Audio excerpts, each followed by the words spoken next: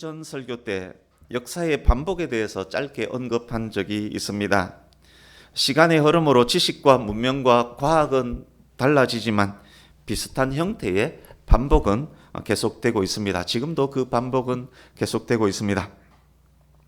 역사 속에서 비슷한 형태의 반복은 있지만 그래도 확실한 것은 시간의 흐름에 따라서 만사는 변합니다. 생물은 동일한 존재라고 할지라도 시간이 지나면서 계속 늙으면서 변해갑니다. 살아있는 모든 피조물들은 유한하기 때문에 오늘이 일생에서 가장 젊은 날입니다. 저와 여러분의 오늘이 여러분 일생에서 가장 젊은 날입니다. 무생물도 마찬가지입니다. 시간이 지나면 낡아지고 결국엔 사라집니다. 10년이면 강도, 산도 변합니다. 어디 그것뿐입니까? 사상도, 철학도, 사조도, 관념도, 신념도 변합니다. 어느 때 정의이고 진리라고 여겨졌던 것이 다른 어느 때는 악으로 여겨질 수도 있습니다. 새로운 법칙이 발견되면 과학 법칙도 또 변합니다. 패션도 유행도 변합니다. 태양마저도 하늘의 별마저도 조금씩 매일 변해갑니다. 그러기에 피조계의 모든 것들을 참 진리, 참 정의라고 할 수 없습니다. 참 진리, 참 정의가 될 수가 없습니다. 오늘 있다가 내일 사라질 수 있고 오늘의 정의가 내일에는 악이 될 수도 있기 때문에 그렇습니다. 진리가 무엇이고 정의가 무엇입니까? 영원히 바뀌지 않고 영원히 기준점이 될 수 있는 것이 정의요 진리입니다. 그런데 우주에 그런 것은 존재하지 않습니다. 세상 속에는 참 진리, 참 정의가 없는 것입니다. 세상 속에서 피조물계 속에서 참 진리, 참 정의를 찾아다닌다면 그의 수고는 결국 헛것이 되고 말 것입니다. 우리 주보 중간점 보시면 주일 오후 예배 있고 주일 오후 예배 순서지 바로 위에 성경 말씀 이사야 40장 8절 있습니다. 찾으셨습니까? 네, 같이 읽어보겠습니다. 시작. 풀은 마르고 꽃은 시드나 우리 하나님의 말씀은 영원히 서리라. 한 번 더 읽습니다. 시작. 풀은 마르고 꽃은 시드나 우리 하나님의 말씀은 영원히 서리라. 아멘. 그렇습니다. 하나님께서 영원하시고 변하지 않는 분이시기 때문에 하나님의 말씀 또한 영원하고 변하지 않습니다. 성경에 기록된 하나님의 말씀이 곧 진리고 정의입니다. 하나님의 말씀만이 만물을 청량하는 척도입니다. 가짜가 진짜처럼 활개치며 다니는 세상에서 어떻게 진짜를 우리가 분별할 수 있을까요? 뒤숭숭한 세상에서 어떻게 하면 좌우로 치우치지 않고 바르게 걸어갈 수 있겠습니까? 행여 우리가 좌로나 우로나 치우쳐져 있다면 어떻게 중심을 잡을 수 있겠습니까? 하나님의 말씀 안에서 가능합니다. 하나님의 말씀의 렌즈로 세상을 보면 보입니다. 그때 분별할 수 있고 바로 잡을 수 있고 건전하고 건강한 걸음을 걸을 수 있습니다. 사람은 연약하기 때문에 누구나 각각 다른 길에서 각각 다른 방향에서 절뚝일 수밖에 없습니다. 그러나 하나님 말씀 안에 있다면 그리스도 안에서 한 형제 자매이기 때문에 진리의 말씀으로 말미암아 이해하고 용납하고 배려하고 품어줄 수 있습니다. 지우친 발걸음이 있다면 말씀 안에서 길을 찾고 걸음을 교정할 수 있는 것입니다. 내가 생각하는 지혜, 내가 생각하는 진리, 내가 옳게 여기는 철학이 아니라 말씀의 잣대로 세상을 분별하는 노력을 더욱 하는 우리가 되기를 진정으로 바랍니다. 세상이 뒤숭숭할수록 더욱 그러해야 할 것입니다. 저도 여러분도 그렇게 노력하는 이때가 노력함이 꼭 필요한 때가 아닌가 싶습니다. 그래서 다른 기준 보지 마시고 말씀의 기준으로서 세상을 보는 그런 눈을 더욱 키워갈 수 있으면 좋겠습니다. 오늘 본문 말씀 또한 그것을 우리에게 명령하고 있습니다. 오늘도 본문 이해를 위해서 미리 확인할 내용이 있습니다. 본문 표시해 두시고 출애굽기 19장으로 갑니다. 구약성경 111페이지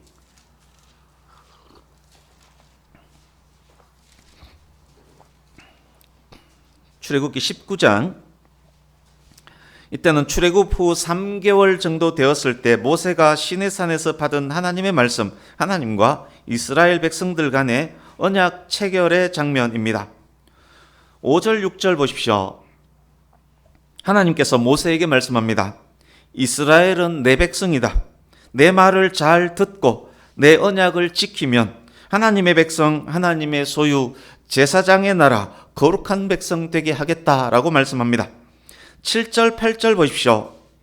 모세가 하나님의 그 말씀을 백성에게 전하자 말씀하신 대로 우리가 순종하며 행하겠습니다라고 백성들이 하나님께 약속합니다. 모세가 백성의 그 대답을 또 하나님께 올려드립니다. 하나님께서 애굽에서 구속하신 이스라엘과 체결하는 언약, 그 언약의 첫 장면이 여기에 있었습니다. 이제 20장으로 가서 1절에서 17절 보십시오. 하나님께서 언약의 근간인 십계명을 주시는 장면입니다. 십계명의 핵심 내용이 무엇입니까? 예수님께서 요약해 주셨습니다. 하나님을 사랑하라, 이웃을 사랑하라입니다. 결국 하나님의 말씀에 순종하라. 이게 십계명 전체의 핵심 요약일 것입니다. 이제 21장부터 23장까지를 쭉 제목 위주로 한번 보십시오. 21장부터 23장까지 하나님께서 이런 때는 이렇게 행하라, 저런 때는 저렇게 행하라 라고 명령하시는 내용입니다. 그러니까 순종하라, 행하라는 말씀을 계속하고 계시는 것입니다. 그렇지만 23장에 이르기까지 아직까지 제사와 관련된 내용은 한마디도 나오지 않았습니다. 제사가 얼마나 중요합니까? 그러나 제사와 관련된 내용 한마디도 나오지 않았습니다. 언약을 체결하는데 제사 이야기는 한마디도 없었습니다. 이제 24장 보십시오. 언약 내용의 마지막 부분입니다. 3절 끝부분, 24장 3절 끝부분. 백성들이 여호와께서 말씀하신 모든 것을 준행하겠습니다 라며 말씀에 대한 순종을 다짐합니다.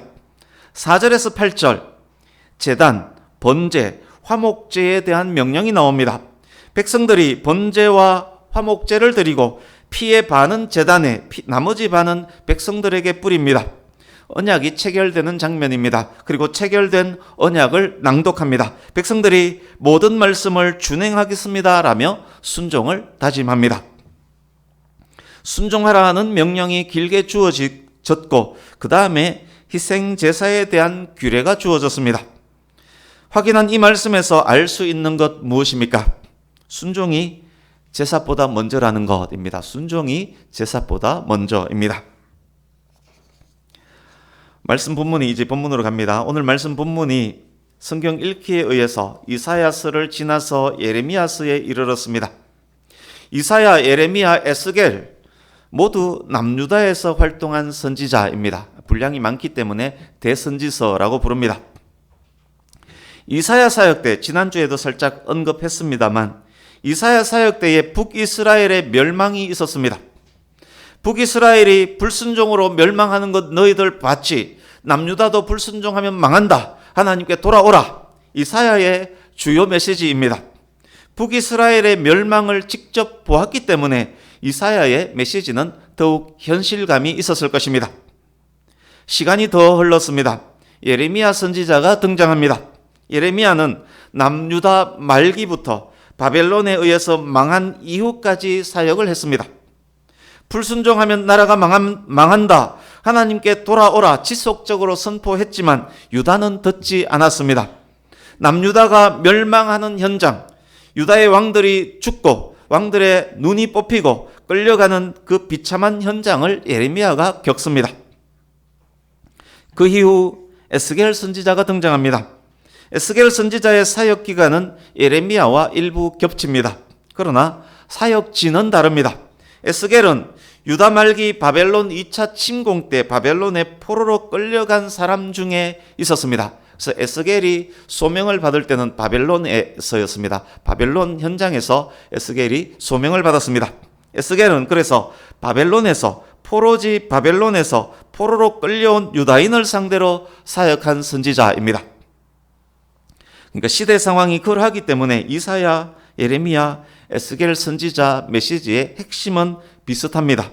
유다의 타락, 불순종, 우상숭배, 위선적 신앙, 회개하지 않음에 대한 경고, 징계의 메시지입니다.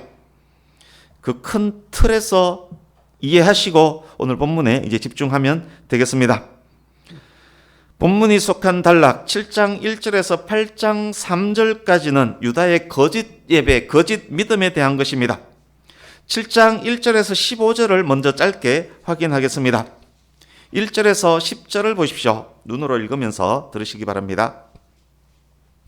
예레미야가 사람의 왕래가 많은 어느 날, 아마 어떤 절기였던 듯 합니다. 사람의 왕래가 많은 어느 날 성전 출입구 앞에서 설교를 합니다. 요약해서 적용까지 하면 설교는 이런 내용입니다. 거룩한 성전에 와서 예배하는 사람들이지만 그들의 삶은 거룩하지 않다. 우상숭배, 거짓말, 도둑질, 살인, 간음, 거짓 맹세하는 삶을 살아간다. 십계명의 모든 항목을 위반하고 있다. 그렇지만 그렇게 위반하며 사는 그들에게 믿는 구석이 있었습니다. 그들이 믿는 것이 무엇인가? 우리에게는 성전이 있다. 성전은 하나님의 임재와 보호에 대한 보장이다.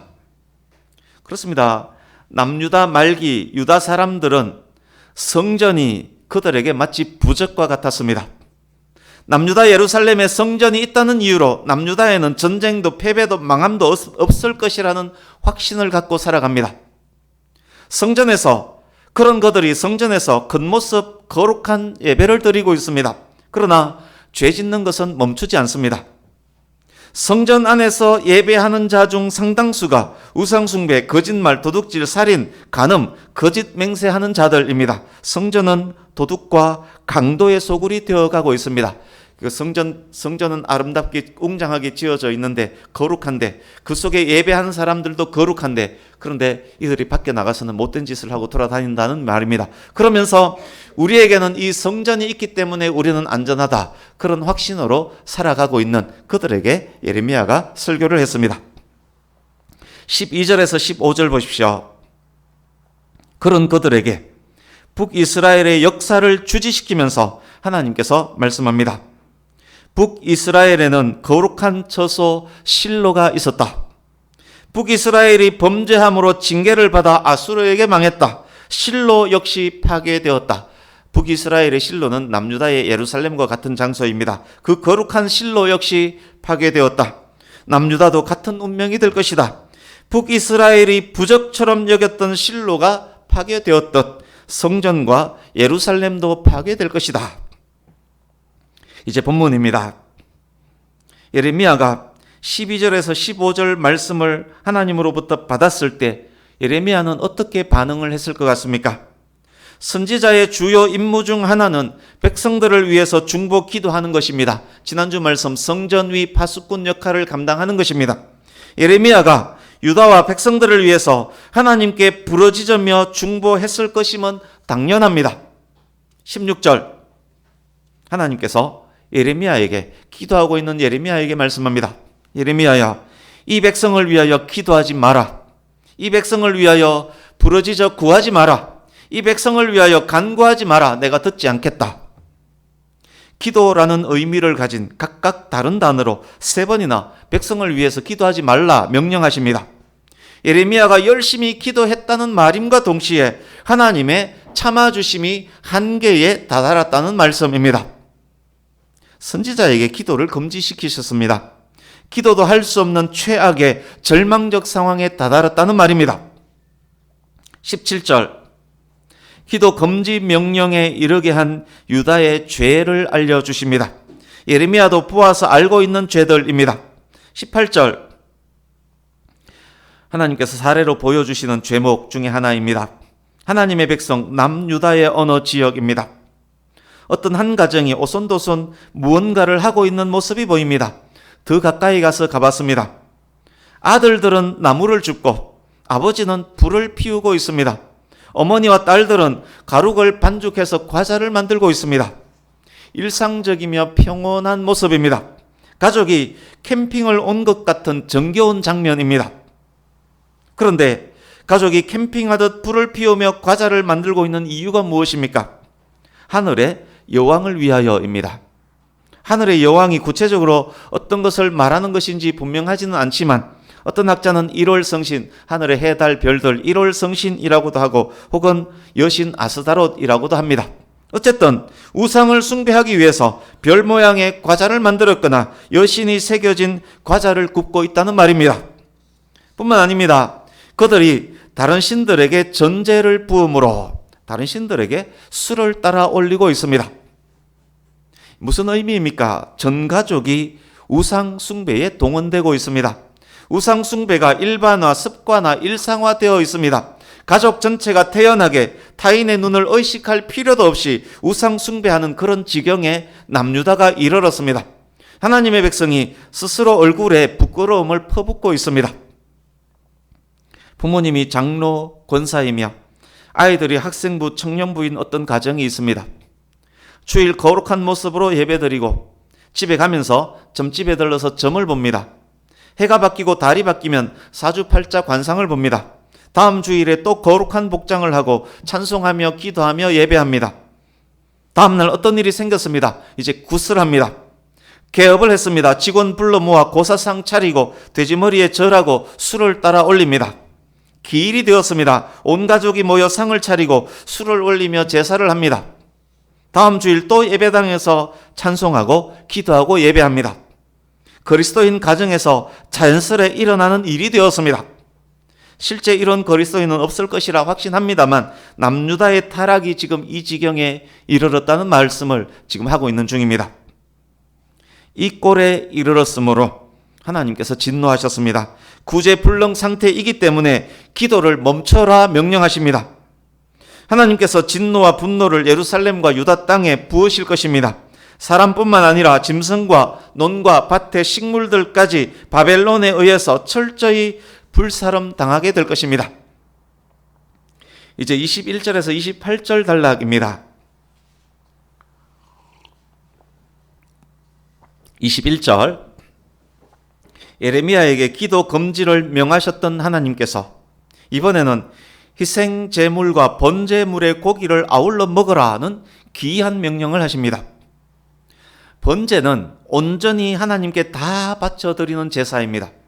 번제물을 제사장이나 제사자가 먹을 수 없습니다. 다른 희생 제물에는 제사장 목, 제사자의 몫이 있습니다. 다른 희생 제물에는 제사장이 먹을 고기, 제사자가 먹을 고기들도 있습니다. 그런데 희생 제물의 고기도 먹고 번제물의 고기도 먹으라라고 말씀합니다. 레위기 법에 의하면 있을 수 없는 명령입니다. 이게 무슨 의미입니까? 기도 금지 명령과 비슷한 명령입니다.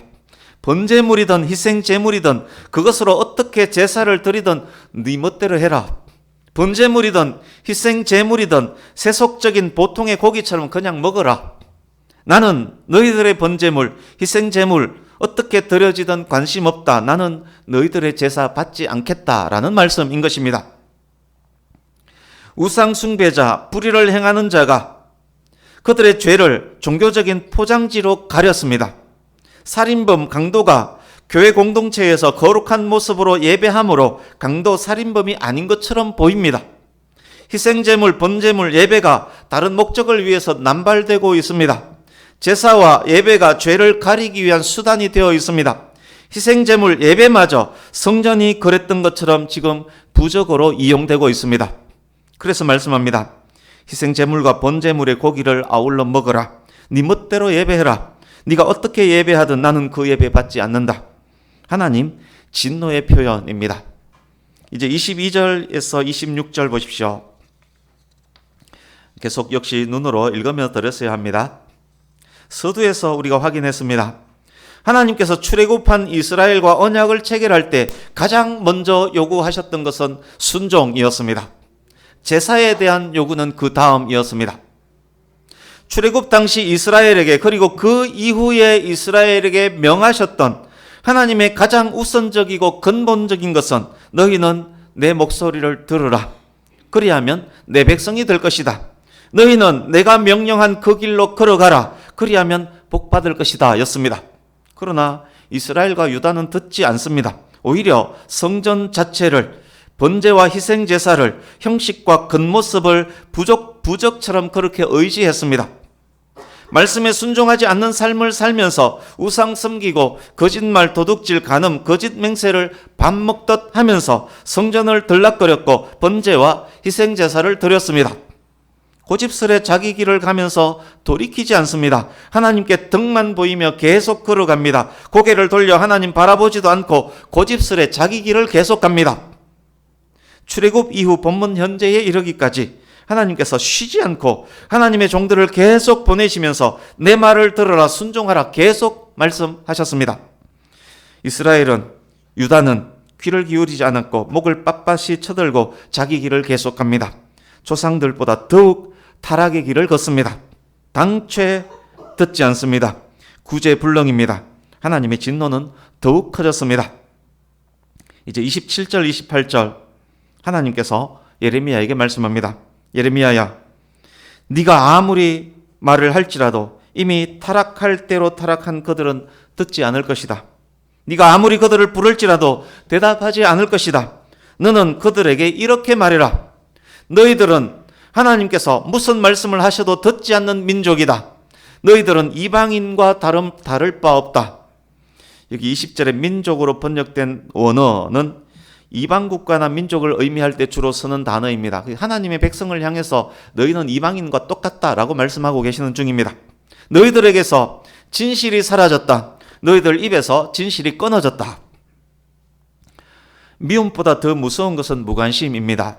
오래 참으시던 하나님께서 진노의 단계를 넘어서 무관심으로 대응하십니다. 로마서 말씀에 보면 하나님께서 이런 죄인들을 그냥 내버려 두사라는 말씀이 있습니다. 죄가 극악했을 때 하나님께서 그렇게 무관심해버리는 겁니다. 지금 그런 단계에 이르렀고 그렇기 때문에 27, 28절 말씀은 그들에게 종말을 고하시는 중입니다. 결국 유다는 바벨론에 의해서 처절한 파괴를 경험합니다. 예루살렘 성전은 파괴되고 사람들이 죽고 포로로 끌려갑니다. 논과 밭, 나무와 짐승들까지 철저하게 파괴됩니다.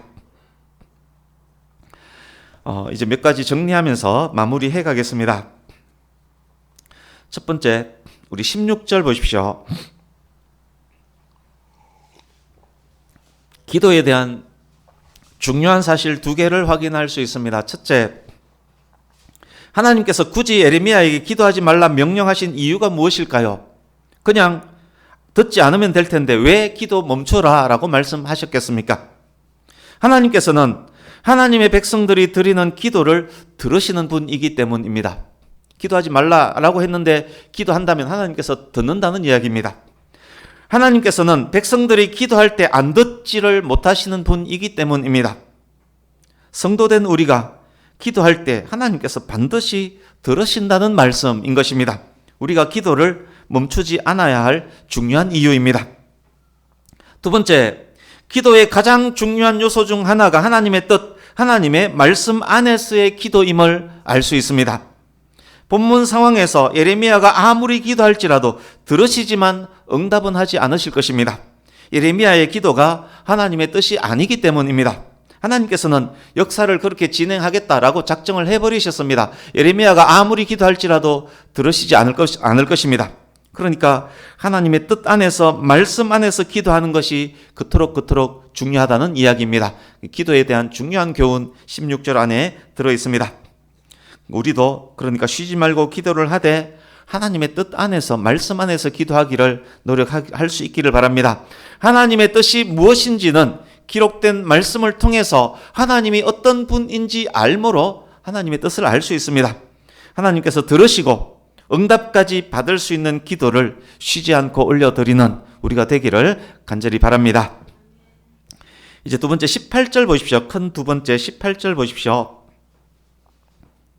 하나님의 백성이란 자들이, 그리스도인이란 자들이 가족 전체가 힘을 합쳐서 나무를 모으고 풀을 피워서 과자를 굽고 있는데, 그런데 우상 숭배하기 위해서 그 일을 합니다.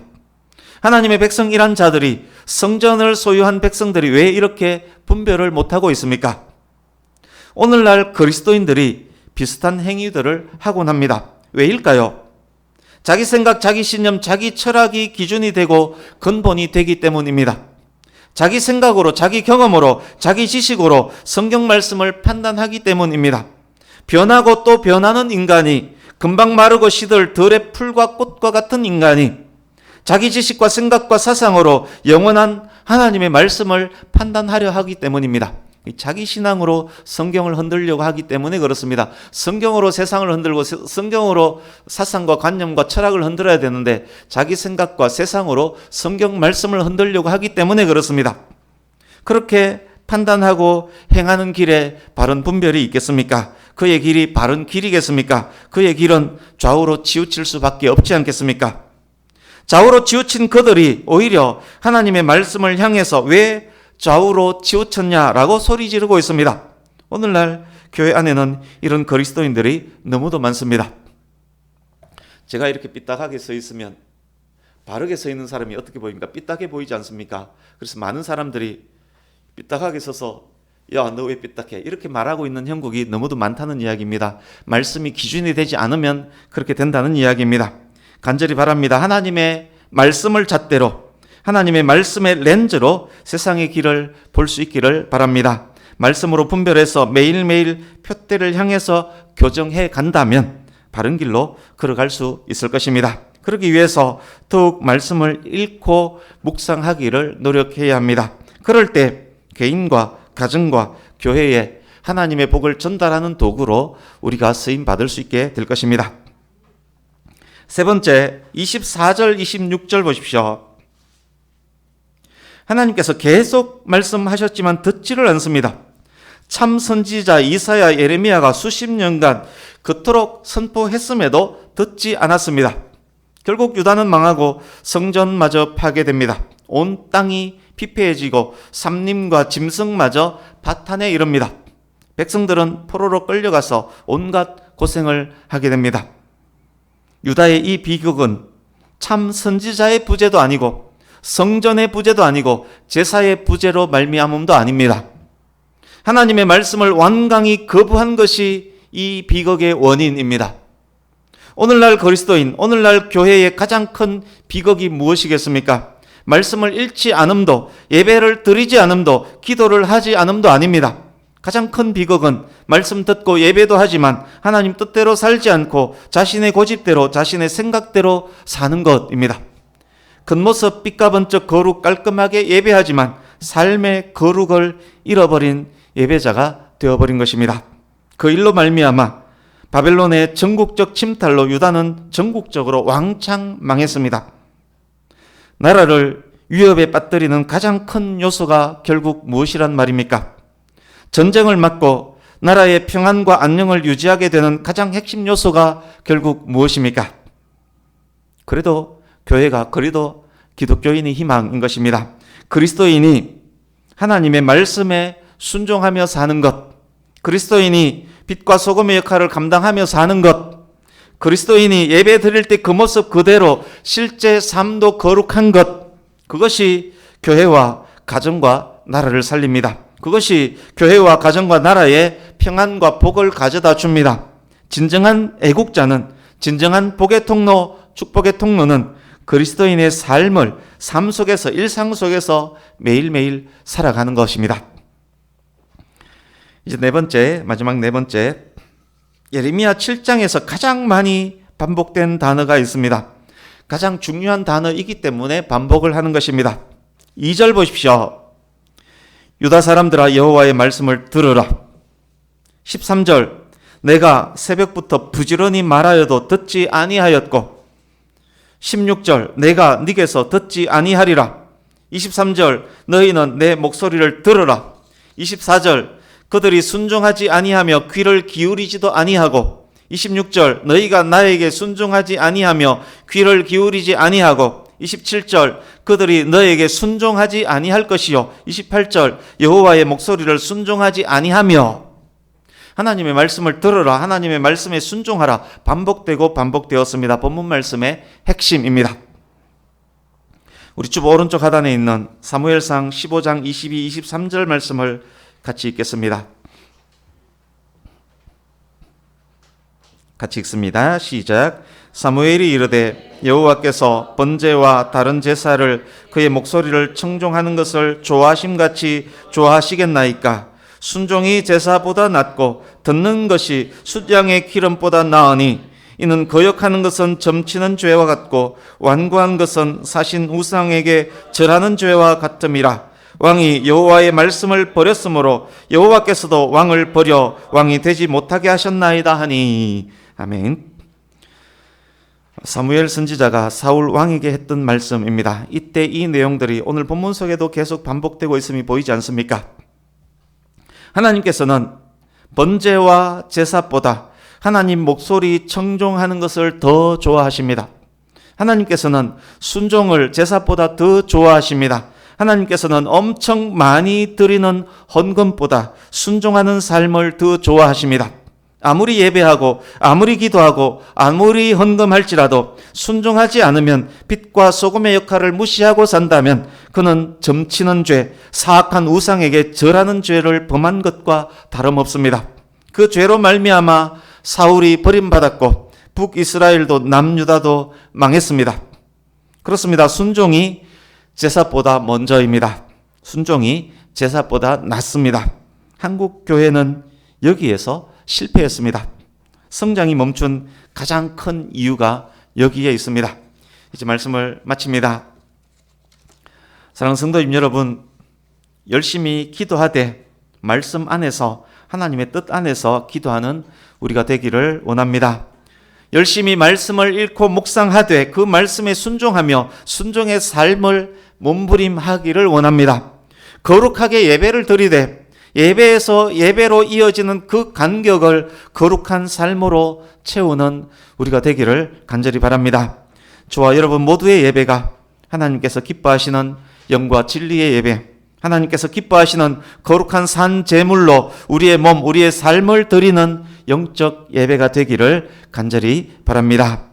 저와 여러분이 그렇게 더욱 노력할 수 있기를 바랍니다. 순종이 복받는 길임을, 성경의 약속입니다. 순종이 복받는 길임을 우리가 순종함으로 세상에 증거하는 정인의 역할도 감당하는 저와 여러분 모두가 될 수 있기를 예수님 이름으로 축복합니다. 아멘. 기도하겠습니다.